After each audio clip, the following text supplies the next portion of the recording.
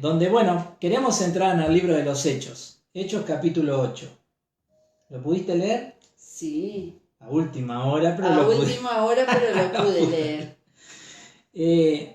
Antes de entrar en el capítulo 8 del libro de los Hechos, y vos deteneme si hay algún saludo o algo, hagamos un breve repaso. La semana pasada estuvimos leyendo el capítulo 6 y el capítulo 7 de este libro de los Hechos, y vimos esa necesidad que surge dentro de la iglesia, esa iglesia que está empezando a dar sus primeros pasos y está creciendo muy rápidamente, esa necesidad de que los líderes, los apóstoles, empiecen a delegar responsabilidades en otras personas. De eso estuvimos hablando la semana pasada y estuvimos hablando y viendo el ejemplo del primer mártir de la fe, porque uno de esos hombres que es apartado para que cumpla funciones específicas, es la primera persona que por causa de la fe cristiana tenemos registrada en la Biblia, por lo menos, que sufre el martirio. Y estoy hablando de Esteban. Y de eso estuvimos hablando el otro día. Y cuando llegamos al final de la lectura de la semana pasada, vimos que en el momento que Esteban estaba siendo apedreado, la gente que estaba matándolo a Esteban se sacaba la ropa, las túnicas o la capa, lo que fuera para poder tirar las piedras mejor, y las ponían al cuidado de un joven llamado Saulo, que va a ser alguien muy especial dentro de lo que es la historia de la vida cristiana, de la iglesia cristiana. Y ahora el capítulo 8 comienza con Saulo. Siendo muy especial para la historia de la iglesia, pero no en el mejor de los sentidos. Exacto. Federico Rodríguez, Dios te bendiga, bienvenido en esta noche. Capítulo 1, versículo 4 de este libro de los Hechos, dice así: Saulo consentía en su muerte. ¿En la muerte de quién? De Esteban. Es lo último que leímos en el capítulo 7. En aquel día hubo una gran persecución contra la iglesia que estaba en Jerusalén, y todos fueron esparcidos por las tierras de Judea y de Samaria, salvo los apóstoles. Y hombres piadosos llevaron a enterrar a Esteban e hicieron gran llanto sobre él. Y Saulo asolaba la iglesia y entrando casa por casa arrastraba a hombres y a mujeres y los entregaba en la cárcel. Pero los que fueron esparcidos iban por todas partes anunciando el evangelio. Está bueno relacionar estos versículos, el 8.1, que siempre dicen el inverso, Hechos 1.8, que es cuando Jesús da la orden: id y me seréis testigos en Jerusalén, en Samaria, en Judea, hasta lo último de la tierra. Y acá en el 8.1 comienza, quizás no como lo habían imaginado ellos, pero bueno, de la manera que se tuvo que dar. Y el versículo 4 dice que los creyentes que se esparcieron, vemos que en el versículo anterior Pablo sacaba a rastras, casa por casa, a las personas para meterlas asolaba la iglesia. Pero el siguiente versículo, para sorpresa, si nosotros lo pensáramos con nuestra mente ahora, no dice y los cristianos se escondieron. Dice que los creyentes se esparcieron y predicaban la buena noticia acerca de Jesús a donde quiera que iban. Así que no siempre la persecución cumple aquello para los perseguidores, sino todo lo contrario. A veces impulsa a que el poder del evangelio se multiplique. Sí, por lo general es así, ¿verdad? Hay una constante que va a empezar a darse en estos primeros 300 años de vida de la iglesia, que es la de ser perseguidos. Las persecuciones, las vemos por parte del pueblo judío, pero en unos pocos años ya el Imperio Romano, los emperadores, también van a empezar a perseguir a la iglesia y bueno, y a matar a muchísimos creyentes. Pero recordemos lo que ellos oraban. Cuando supieron que Pedro y Juan habían sido amenazados para que no hablaran más del Evangelio, ellos le pidieron al Padre que les diera poder para seguir predicando el Evangelio. Y eso es lo que ahora estamos viendo, que a pesar de la persecución, a pesar de las amenazas, a pesar de todo lo malo que se estaba levantando, ellos no se callaban la boca, sino que seguían predicando el Evangelio. Y ese efecto, persecución y crecimiento de la iglesia, es algo que lo vemos hasta el día de hoy. En los países donde hay persecución, hay una iglesia muchas veces oculta, muchas veces subterránea, como se le da el nombre, ¿verdad? Pero hay una iglesia que está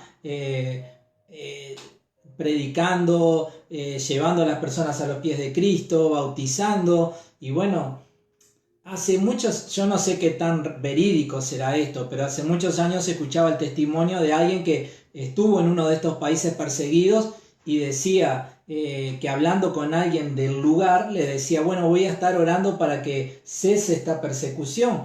Y esta persona decía, que no cese la persecución, porque cuando empezamos a ser perseguidos, la iglesia empezó a predicar como nunca y empezó a crecer como nunca.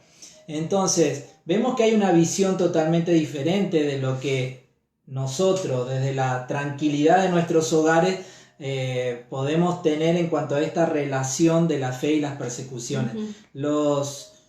La iglesia, no solamente con los judíos, sino con varios emperadores, va a ser perseguida, va a ser una constante, hasta que por allá en el 300 y algo aparece un emperador que se convierte a la fe cristiana y hace que la fe cristiana sea la fe oficial del Imperio Romano, y ahí cesan las persecuciones. Comienzan otros problemas, pero por lo menos las persecuciones cesan.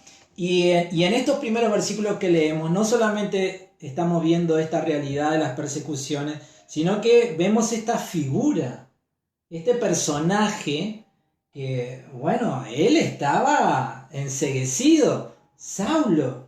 Perseguía a la iglesia, asolaba a la iglesia, entraba casa por casa, arrastraba a hombres y mujeres, los entregaba a la cárcel. Qué tremendo, ¿verdad? Un hombre realmente muy malo para la iglesia cristiana. Y bueno, mirándolo desde la perspectiva de lo que sabemos que luego su vida va a ser, qué gran misericordia la de Dios, ¿verdad? Y él mismo lo reconoce en sus palabras. Es decir, entendiendo esto que estamos leyendo ahora, podemos comprender muchas de las palabras que Pablo dice acerca de sí mismo y de la misericordia y de la gracia de Dios en el resto de las cartas. Algunas de ellas las vamos a ir leyendo en el club de lectura que están en la Biblia, ¿no? Entonces, muy interesante ver a Saulo, quien luego va a ser el apóstol Pablo, verlo en esta faceta, porque esto va a marcar un sentimiento muy profundo en su corazón que lo va a expresar años más adelante. Yo pensaba en esto, ¿no? Qué impresionante que es cómo Dios ve a las personas. Su palabra dice en diferentes maneras, en distintos lugares, que Dios mira el corazón del ser humano. Dios ve lo que la persona puede llegar a ser si le conoce y tiene planes para él.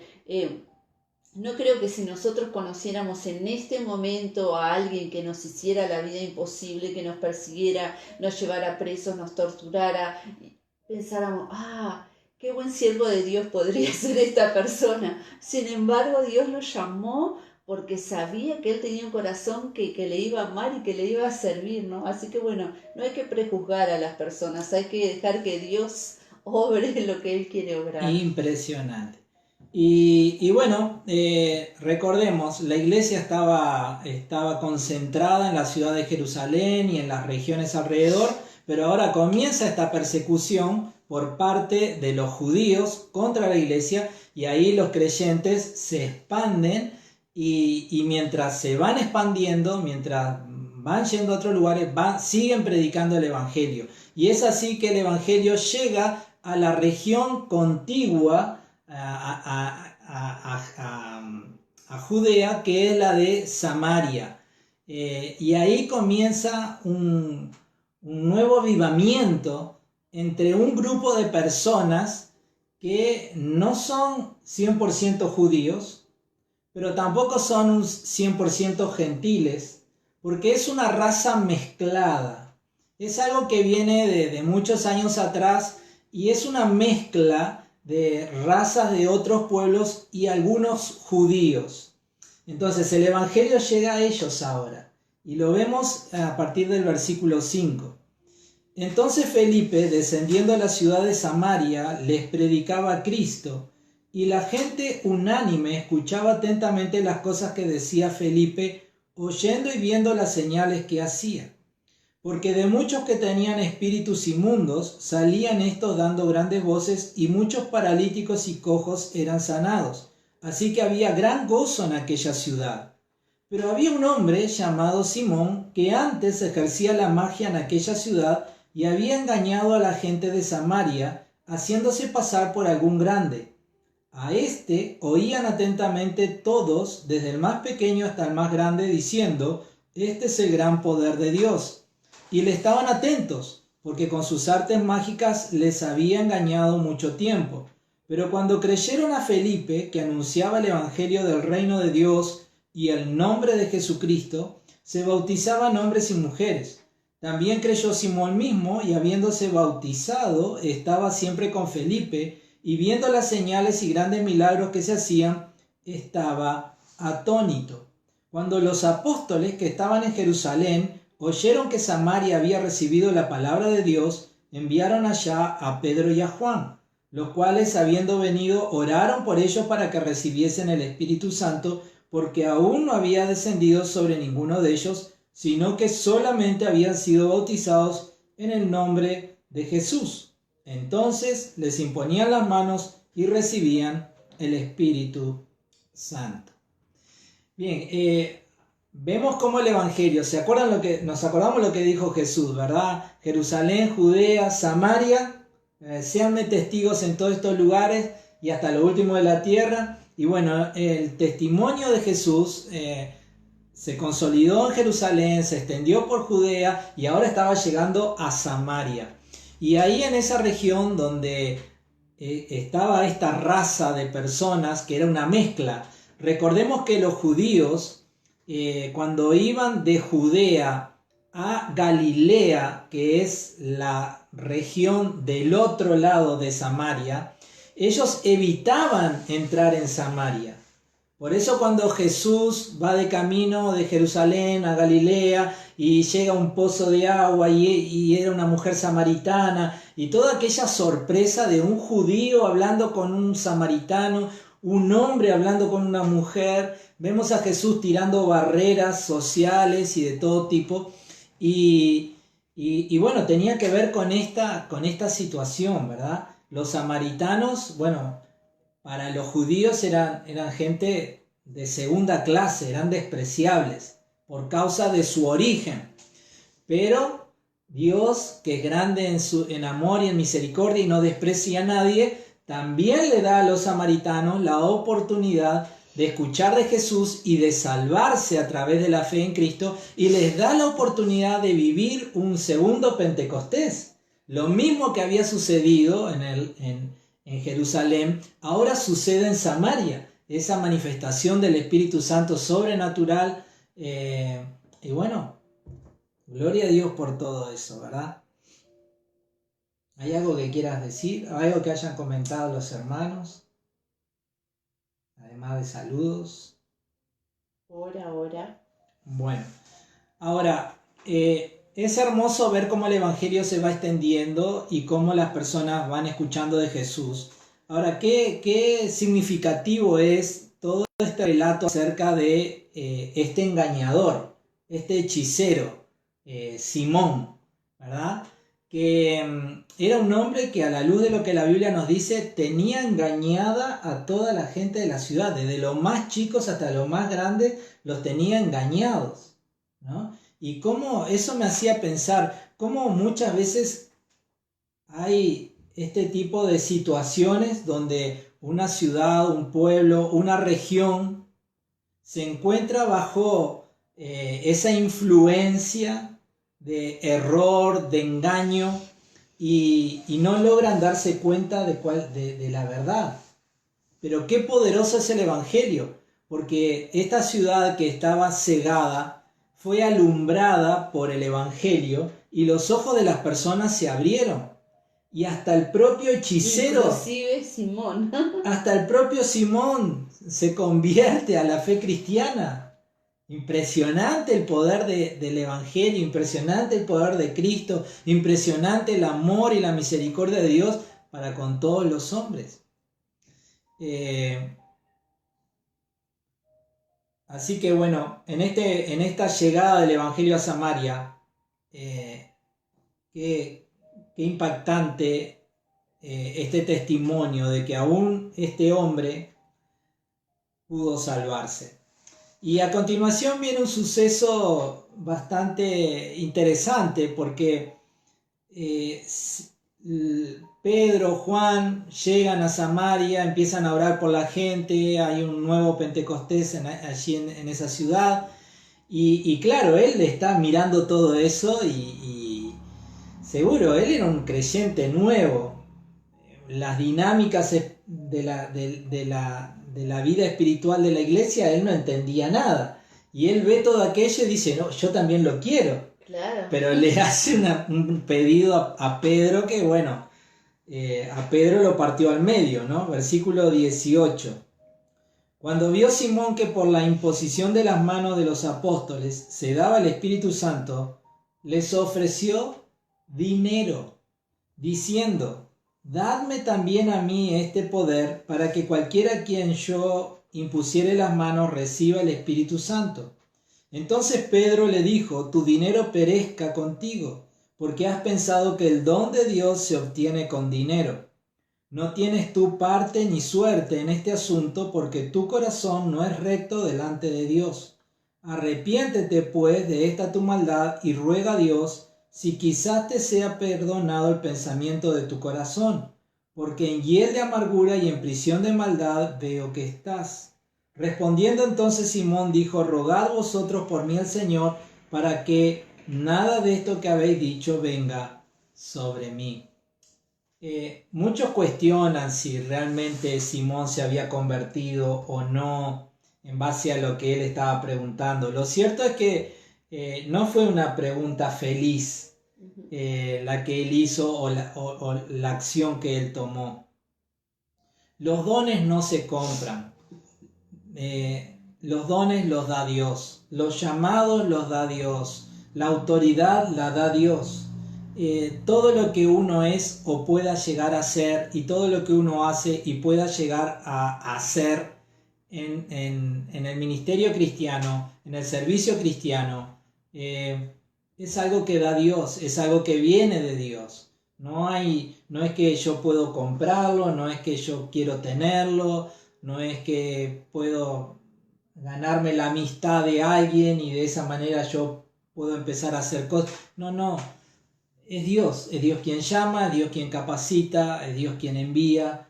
Todo lo que hace al servicio cristiano tiene su origen y su fuente en Dios. Lo mejor que podés hacer si tenés inquietud en tu corazón de querer servirlo a Dios en algún área o con algún talento en especial, es pedírselo. Decirle, Dios, ¿cómo me gustaría servirte en esta área? ¿Cómo me gustaría poder tener este don para servirte? Y bueno, si Él te lo quiere dar, ser lleno del Espíritu Santo, y eso es lo que Dios quiere, llenarnos de Él. Lo que tenemos es que buscar más de Él simplemente. No hay que ir a buscar que nadie lo ponga en nosotros más que el Señor, que es el dador de todo don y de toda gracia y el que tiene lo mejor para cada uno. Así es. De esta experiencia, de esta historia que hemos leído de Simón queriendo comprar los dones del Espíritu Santo, hay una palabra que se ha derivado hasta el día de hoy, que es la simonía, que es el hecho de querer comprar y vender cargos y autoridad dentro de la iglesia. Una práctica que en algunas organizaciones religiosas parecería que existieron, vamos a hablar en tiempo pasado, existieron en algún momento.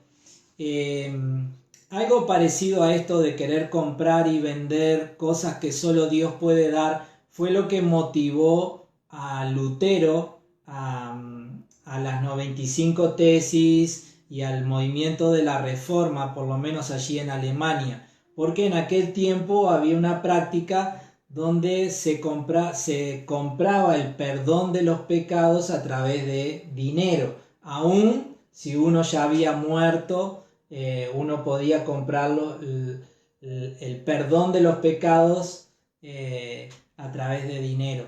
Las cosas espirituales no vienen de esa manera.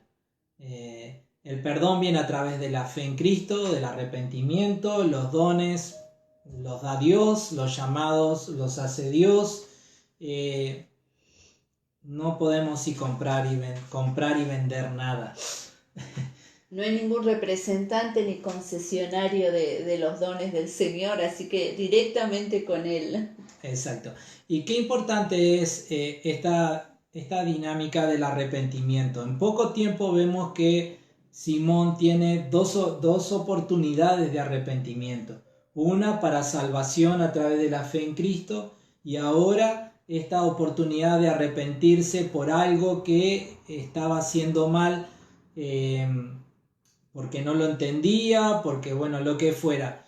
Qué importante es para nosotros, que somos personas que fallamos muchas veces, saber que nuestro Dios es un Dios justo, un Dios, pero que es un Dios perdonador, un Dios misericordioso, que si nosotros nos arrepentimos y vamos a Él con dolor en el corazón y decimos, Dios, perdóname, te fallé, no quiero volver a cometer este error, Dios va a perdonarnos. Esa realidad del arrepentimiento no es para que uno haga cualquier cosa, total, después Dios me va a perdonar, no te engañes, porque Dios ve el corazón y sabe cuáles son las intenciones. Pero aquellos que sinceramente quieren agradar a Dios y en algún momento se dan cuenta que le fallaron, a veces cae ese peso de culpa y uno se siente mal por haberle fallado a Dios. Pero qué bueno es recordar estas enseñanzas de la palabra, de la posibilidad de ir a Él, pedirle perdón y saber que Dios te va a perdonar. Amén. Las puertas no se le cerraron para Simón, simplemente tenía que arrepentirse. Venía con malas costumbres y malos hábitos, como muchas veces todos nosotros llegamos a los pies de Cristo, nacemos de nuevo a través de la fe en la obra de Jesús, pero hay cosas que tienen que seguir siendo transformadas porque vienen mal, venimos mal moldeados del mundo y bueno, a veces nos tenemos que confrontar con la disciplina, con una palabra que nos diga, no, esto no puede ser así porque estás ofendiendo a Dios y bueno, ahí recapacitar y él recapacitó, ¿verdad? Porque él les dijo, bueno, oren por mí, que no me sucedan estas cosas. Sí, exacto. Bélgica, estoy de acuerdo con tu comentario. Es impresionante cómo la vida de estos hombres fue transformada por el Señor y la actitud que ellos asumen luego de servirle a Dios con esa pasión, ¿verdad? Y bueno, creo que la realidad es que es un ejemplo para nosotros, porque también nosotros deberíamos de imitarles a ellos en esa pasión y en ese compromiso por servir a Dios. Está muy bueno lo que allí comentás. Bueno, y luego de este suceso en Samaria, el Evangelio llega a Samaria, el Espíritu Santo desciende sobre los samaritanos. Sucede algo interesante. Recordemos que estamos viendo la extensión del Evangelio. Ya hemos visto cómo llega a Samaria, pero Jesús dijo que el Evangelio tenía que llegar también hasta lo último de la tierra. Y en parte esto comienza a ocurrir con lo que va a suceder ahora a continuación. Porque Dios le habla a Felipe, que estaba en medio de un avivamiento allí en Samaria y viendo cosas maravillosas y siendo parte de la transformación de cientos o de miles de personas. Y en medio de ese fervor espiritual, Dios le dice, te necesito en otro lugar, más o menos unos 130 kilómetros de donde él estaba. En aquel tiempo no había moto, no había auto, no había avión, era todo a fuerza de patita nomás, o de las mulas, ¿no? O camello. Pero bueno, él tenía que hacer 130 kilómetros para encontrarse en un camino desierto o en un lugar medio desierto con una persona que estaba volviendo hacia su país. Su país era Etiopía. Estaba volviendo hacia su país y ese hombre, bueno, vamos a leerlo, versículo 25. Y ellos, habiendo testificado y hablado la palabra de Dios, esto estaba hablando de los apóstoles, Pedro y Juan, se volvieron a Jerusalén y en muchas poblaciones de los samaritanos anunciaron el evangelio. Pedro y Juan ahora retornan a Jerusalén y ahora ellos también de vuelta vienen predicando la palabra en cada aldea donde se van cruzando. Un ángel del Señor habló a Felipe diciéndole: levántate y ve hacia el sur por el camino que desciende de Jerusalén a Gaza, el cual es desierto. Entonces él se levantó y fue, y sucedió que un etíope, eunuco, funcionario de Candace, reina de los etíopes, el cual estaba sobre todos sus tesoros y había venido a Jerusalén para adorar, volvía sentado en su carro y leyendo al profeta Isaías. Y el Espíritu dijo a Felipe: acércate y júntate a ese carro. Acudiendo Felipe le oyó que leía el profeta Isaías y dijo: pero, ¿entiendes lo que lees? Él dijo: ¿y cómo podré si alguno no me enseñare? Y rogó a Felipe que subiese y se sentara con él. El pasaje de la escritura que leía era este: como oveja a la muerte fue llevado, y como cordero mudo delante del que lo trasquila, así no abrió su boca. En su humillación no se le hizo justicia, mas su generación, ¿quién la contará? Porque fue quitada de la tierra su vida. Respondiéndole el eunuco dijo a Felipe: te ruego que me digas, ¿de quién dice el profeta esto? ¿De sí mismo o de algún otro? Entonces Felipe, abriendo su boca y comenzando desde esta escritura, le anunció el evangelio de Jesús. Y yendo por el camino llegaron a cierta agua y dijo el eunuco: aquí hay agua, ¿qué impide que yo sea bautizado? Felipe dijo: si crees de todo corazón, bien puedes. Y respondiendo dijo: creo que Jesucristo es el Hijo de Dios. Y mandó parar el carro, y descendieron ambos al agua, Felipe y el eunuco, y le bautizó. Cuando subieron del agua, el Espíritu del Señor arrebató a Felipe, y el eunuco no le vio más, y siguió gozoso su camino. Pero Felipe se encontró en Azoto, y pasando anunciaba el evangelio en todas las ciudades, hasta que llegó a Cesarea. Y allí en Cesarea es donde lo vamos a volver a encontrar a Felipe, allá por el capítulo 21, casi al final del libro de los Hechos, junto con sus hijas en un ministerio muy lindo para el Señor. Ahora, qué impresionante, cómo es la dinámica del ministerio cristiano, porque habían miles de personas convirtiéndose en Samaria. Los apóstoles habían vuelto a Jerusalén. ¿Qué persona de autoridad quedaba en Samaria? Bueno, si no eran los 12 apóstoles, luego estaban aquellos 7 hombres que habían sido apartados. Felipe era uno de esos 7 hombres. Uno podría decir, bueno, queda como figura de autoridad Felipe. Pero no, Dios lo saca de aquel lugar y lo lleva a un lugar distante a encontrarse con un solo hombre para que le hablara de Jesús. A mí me encanta cuando Dios hace esas cosas. Sin duda que el razonamiento humano sería, no, pero a mí déjame en Samaria, que es donde está la ebullición, es donde están pasando cosas. Pero acordémonos que los ojos de Dios ven las cosas en una dimensión diferente a la nuestra. Y aquel hombre que iba solo en un carro en medio del desierto, bueno, él llegó con el mensaje de Cristo a otra nación en otro continente. Y no sabemos, lo sabremos cuando estemos en la eternidad, pero seguramente ese testimonio no murió en el corazón de este eunuco. Llegó bautizado, llegó lleno del Espíritu Santo. Obviamente que Dios tenía planes en ese lugar. Obviamente que Dios debe haber hecho algo tremendo a través de este hombre en su nación y en su país, ¿verdad?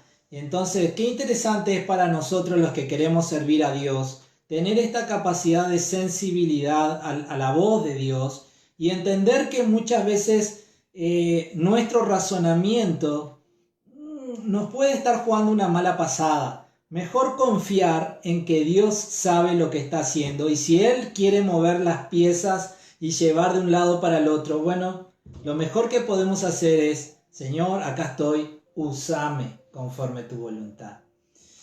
En este encuentro de Felipe con el eunuco, algunos ven el cumplimiento de una profecía en el Antiguo Testamento que está en el Salmo 68, versículo 31, donde dice, vendrán príncipes de Egipto, Etiopía se apresurará a extender sus manos hacia Dios. Y bueno, algunos entienden que eso es lo que sucede luego con el testimonio que este hombre lleva de la persona de Jesús. Y qué interesante, porque si el eunuco le hubiera hecho esa misma pregunta a algún maestro algún sacerdote, algún levita de allí de Jerusalén, ellos le podrían haber dicho que Isaías estaba hablando de tal o cual profeta del Antiguo Testamento, o aún le podían haber dicho que Isaías estaba hablando de la nación de Israel, ¿no? Y este hombre se hubiera vuelto a Etiopía con esa información, pero Dios puso a la persona indicada con el mensaje justo, ¿verdad? Amén. Está hablando de Jesús. Gloria a Dios, Gloria a Dios por eso, ¿verdad? Y también es interesante que la Biblia es la palabra viva, poderosa de Dios, pero requiere de que seamos también enseñados, porque él estaba leyendo y él era un adorador de Jehová, y estaba buscando en su palabra, pero aún así él necesitaba a alguien que lo discipulara en ese discipulado express que le hizo Felipe. Pero bueno, él necesitaba comprender algunas verdades, y bueno, a veces no es suficiente quizás con decirle a una persona, lee la Biblia, toma un folleto. A veces hay que hablar con las personas, hablarles un poco acerca del mensaje de Jesús, ¿verdad? Para que puedan comprender lo que van a leer. Exacto. Es muy significativo eso de que este hombre fuera leyendo y él no entendía lo que leía, ¿verdad? Necesitaba a alguien al lado que le explicara. Muchas veces nosotros, y está bien, decimos, bueno, el Espíritu Santo me ha sido dado para eso, y es una realidad. El Espíritu Santo nos ha sido dado para, justamente, una de esas funciones es enseñarnos la palabra y hacernos recordar todo lo que Jesús nos ha dejado. Pero también es cierto, y está en la Biblia, que Dios ha dado a la iglesia maestros para que ellos, con aquellos talentos y dones y capacidades dadas por Dios, puedan explicarle a la iglesia la palabra que el Señor nos ha dado. Entonces, me encanta que en esta noche estés acá conectado a esta transmisión, porque es lo que estamos tratando de hacer. Pero lo que quiero decirte es lo siguiente. Siempre vamos a necesitar a alguien que nos enseñe. Siempre. Y siempre va a haber alguien que necesita Que vos y yo le enseñemos. Le enseñemos. Es una cadena. Siempre va a haber alguien a quien vos le vas a poder enseñar. Y siempre va a haber alguien, dentro de la iglesia estamos hablando, que va a poder enseñarte algo que vos no sabés. Sinceramente, cada vez que voy a un congreso, cada vez que me sumo a una charla por Zoom o lo que fuera, siempre voy con esa expectativa. ¿Qué es lo que Dios me va a enseñar a través de tal o cual persona? Nunca, no puedo llegar a ese momento con mi mente cerrada, decir, bueno, ya tantos años en el Evangelio, ya conozco todo, predico, enseño, no necesito que nadie me explique nada a mí. No, sería un error si yo pensara eso. Siempre vamos a necesitar a alguien que nos explique algo de la palabra de Dios. Y siempre va a haber alguien a quien nosotros le vamos a poder explicar. Y me encanta la pregunta que le hace este hombre en cuanto al bautismo. ¿Qué impide que yo sea bautizado? Y allí Felipe le dice, bueno, verá que tengo un montón de requisitos, de reglamentos. Simplemente le habla de la fe en Jesús.